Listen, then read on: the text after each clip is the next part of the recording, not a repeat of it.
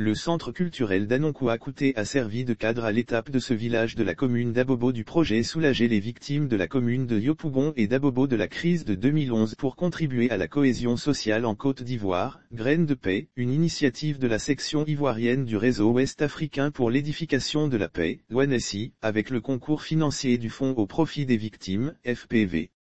Cette activité s'inscrit toujours dans le cadre de la cohésion sociale, particulièrement de l'assistance des victimes des crises, a expliqué la coordonnatrice nationale du WANE, Camara Mylène Epsoro.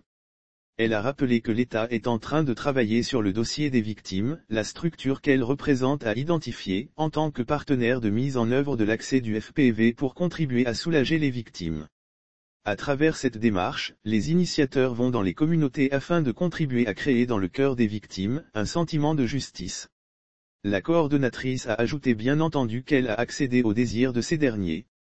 À Anonkouakouté, l'une des grandes articulations a été la libation faite par le doyen Akosé Joseph afin, comme l'a indiqué Camara Mylène, pour le repos de l'âme de ceux qui sont décédés et pour soulager ceux qui sont en vie, en vue de contribuer à soulager, en désarmant les cœurs.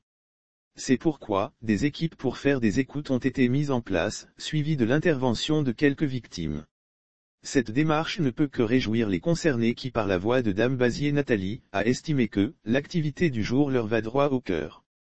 C'est le même sentiment qui a animé Dano Fidèle, de la chefferie Tchajba, qui a mentionné que cette activité est la bienvenue, car beaucoup sont venus écouter, mais n'ont pas réagi. Avant ce village, il faut noter que, toujours dans la même commune d'Abobo, le centre culturel a accueilli une cérémonie dédiée au bombardement du marché Siaka Koné et à la représentation de la marche des femmes à Abobo Banco. Le jeudi 28 octobre, c'était au tour des victimes de l'attaque des sous-quartiers TCI et Doukweur de Yopougon d'accueillir les envoyés du réseau ouest-africain pour l'édification de la paix. En somme, ce sont 5 incidents qui ont été pris en compte par le projet. Sans oublier que des partenaires de mise en œuvre travaillent à l'intérieur du pays.